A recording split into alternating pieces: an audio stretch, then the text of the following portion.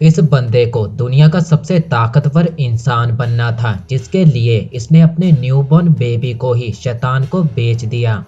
कहानी की शुरुआत में हम एक बंदे को देखते हैं जिसका नाम लॉर्ड डियागो है। ये बंदा पिछले कई सालों से लॉर्ड बुद्धा की पूजा कर रहा था, लेकिन अभी तक इसे कोई भी फल नहीं मिला था। जिसके बाद हारकर ये बंदा अपने गांव के हॉल ऑफ हेल में चला जाता है, जहां पर लोग जाकर डीमन के साथ कांटेक्ट कर सकते थे। अब वो बंदा हॉल ऑफ हेल के अंदर आता है, जहां एक बूढ़ा आदमी बैठा हुआ था और ये आदमी डियागो को कहता है, मुझे पता है तुम यहाँ पर क्यों आए हो, पर अगर तुमने डीमन के साथ डील की तो मरने के बाद तुम्हें नर्क ही मिलेगा। जिस पर डियागो कहता है, मुझे ये सबसे घंटा फर्क नहीं पड़ता और अब मेरे पास कोई और रास्ता नहीं है। इतना कहकर डियागो अपनी तलवार से उस आदमी पर हमला करता है और उसे मार गिराता है। हॉल ऑफ हेल में 12 डीमंस होते हैं और डियागो उन 12 डीमंस को कहता है कि वो इशिगावा नाम के एक छोटे से गांव का राजा है और उसके गांव में एक महामारी फैलने के कारण बहुत सारे लोग मारे जा चुके हैं और बाढ़ के कारण उसकी सारी फसलें खराब हो चुकी हैं और अगर ऐसा ही रहा तो उसका पूरा का पूरा गांव तबाह हो जाएगा और वो अपनी आंखों के सामने ऐसा होते हुए नहीं देख सकता।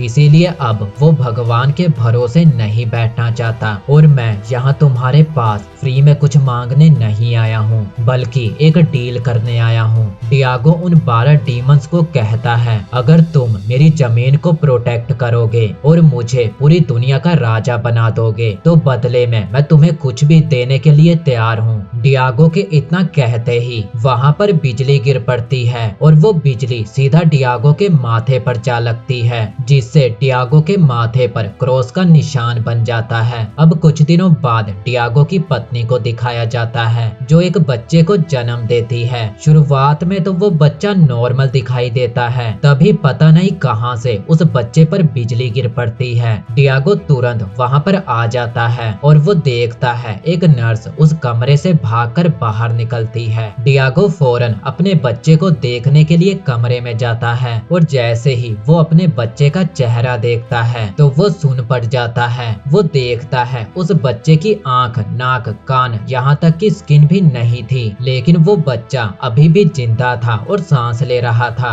डियागो समझ जाता है कि डीमंस ने उसकी डील को एक्सेप्ट कर लिया है और बदले में उन्होंने इस बच्चे के सारे बॉडी पार्ट्स को ले लिया है। अब डियागो जोर जोर से हंसने लगता है। डियागो उस बच्चे को पास में बैठी एक बूढ़ी औरत को पकड़ा देता है और कहता है, जाओ इसे कहीं दूर फेंक आओ। डियागो की पत्नी उसे कहती है, आप ऐसा मत कीजिए, वो जैसा भी दिखता हो है तो हमारा बेटा ही, प्लीज उसे मत मारो, उसे मेरे ही पास रहने दो। लेकिन डियागो एक नंबर का कमीना था और वो अपनी पत्नी की एक भी नहीं सुनता और कहता है कि अब मैं राजा बनने वाला हूँ तो तुम मुझे एक और बच्चा पैदा करके दोगी। इधर हम उसी बूढ़ी औरत को देखते हैं जो उस बच्चे को फेंकने के लिए जा रही थी। वो उस बच्चे को मारती नहीं बल्कि उसे बोट में बैठाकर बोट को पानी में छोड़ देती है। उस बच्चे के ऊपर एक लॉकेट भी था। तभी वहाँ पर एक डीमन आ जाता है और वो उस बूढ़ी औरत को मार कर खा जाता है। तभी वहाँ पर एक आदमी आता है और ये अंधा है। इसका नाम है बीबा मारू। ये बंदा देख तो नहीं सकता पर ये चीजों को सेंस कर लेता है और इसे पता चल जाता है कि यहीं आसपास में एक डीमन है। अब वो डीमन उस बंदे पर हमला करने लगता है, लेकिन बीबा मारू भी किसी से कम नहीं। वो अपनी तलवार निकालता है और उस डीमन के 2 टुकड़े कर देता है। तभी इसे पानी में कोई चीज सेंस होती है और इसे लगता है कि ये कोई शापित चीज है और वहाँ से चला जाता है। अब हम 16 साल आगे आ जाते हैं और हम उसी बच्चे को देखते हैं जो अब बड़ा हो चुका है और इसका नाम हाकीमारू है। इसने अपनी कमर पर एक तलवार लटका रखी थी और हम देखते हैं कि हाकीमारू के पैर और हाथ नकली हैं। हाकीमारू एक गांव की ओर जा रहा था।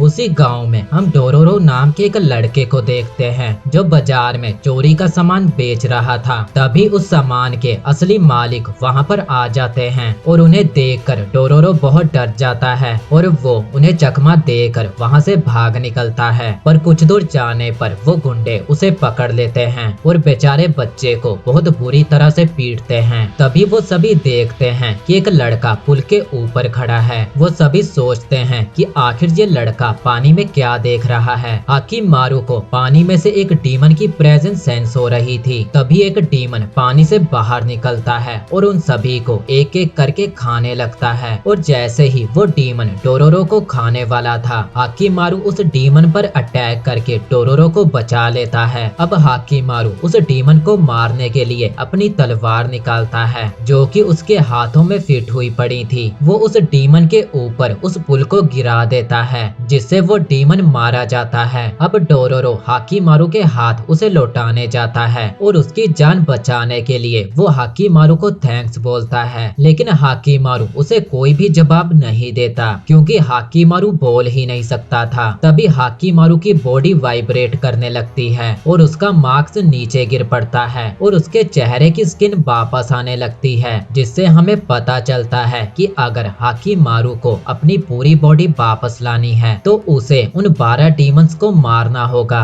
जिन्होंने बचपन में उसकी बॉडी को खा लिया था। और ये डीमन जिसे अभी हमने देखा वो उन्हीं 12 डीमन में से एक था। इधर डियागो देखता है कि उसकी गांव की एक जगह पर बिजली गिरती है। डियागो तुरंत उस जगह पर जाता है जहां वो बिजली गिरी थी। असल में वो बिजली हॉल ऑफ हेल पर गिरी थी और जब डियागो वहां पर जाता है तो वो देखता है कि उनमें से एक डीमन का स्टैचू टूट चुका है। और ये देखकर डियागो बुरी तरह से डर जाता है और डियागो को समझ आने लगता है कि 16 साल पहले जो उसने डीमन के साथ डील की थी वो अब टूटने लगी है। इधर हम हाकिमारू और डोरोरो को देखते हैं। रास्ते पर चलते हुए डोरोरो हाकिमारू से बात करने की कोशिश करता है, लेकिन हाकिमारू उसे कोई भी जवाब नहीं देता। अब हाकिमारू को बहुत भूख लगी हुई थी तो वो जंगल में से कुछ बेरीज निकाल कर खाने लगता है। डोरोरो समझ जाता है कि हाकिमारू को भूख लगी है तो वो कुछ मछलियाँ पकड़ता है और उसे पकाने लगता है। डोरोरो फिर से उससे बात करने की कोशिश करता है। असल में हाकिमारू को कोई भी चीज दिखाई ही नहीं देती थी पर उसे चीजें कलर में दिखती थी, जिससे वो पहचान पाता था कि कोई चीज उसके लिए खतरा है या नहीं। सफेद कलर वाली चीजें सेफ होती हैं, लेकिन रेड कलर वाली चीजें डीमन की निशानी होती हैं। और डोरोरो की सोल का कलर व्हाइट है, जिससे हाकिमारू को पता चलता है कि डोरोरो उसके लिए खतरा नहीं है, तो वो उसे अपने पास ही रहने देता है। अगले दिन हाकिमारू मछलियाँ पकड़ रहा था, तभी डोरोरो भागता भागता उसके पास आता है और वो हाकिमारू को कहता है कि उसे एक काम के बारे में पता चला है जिससे वो दोनों बहुत सारे पैसे कमा सकते हैं। अब डोरोरो हाकिमारू को लेकर वहाँ पर जाने लगता है और रास्ते में वो हाकिमारू को बताता है कि एक गांव में डीमन ने तबाही मचा रखी है और जो भी लोग बाहर से उस गांव में आते हैं वो अचानक ही गायब हो जाते हैं। कुछ दूर जाने पर वो दोनों एक गांव में पहुंच जाते हैं और डोरोरो उस गांव के मुखिया से कहता है कि हमें पता चला है कि आप लोग किसी मुसीबत में हैं और हम यहाँ पर आपकी मदद करने के लिए आए हैं। डोरोरो उस गांव के मुखिया को बताता है कि ये है हाकिमारू और अभी इसने कुछ देर पहले ही एक बड़े से डीमन को मारा है और ये बहुत ज्यादा ताकतवर है। ये सब सुनकर उस गांव का मुखिया बहुत ज्यादा खुश हो जाता है, तो वो पहले तो इन दोनों को आराम करने के लिए भेज देता है। अगली सुबह गांव का मुखिया उनके पास आता है और कहता है कि आप दोनों से लेडी बेंडाई मिलना चाहती है।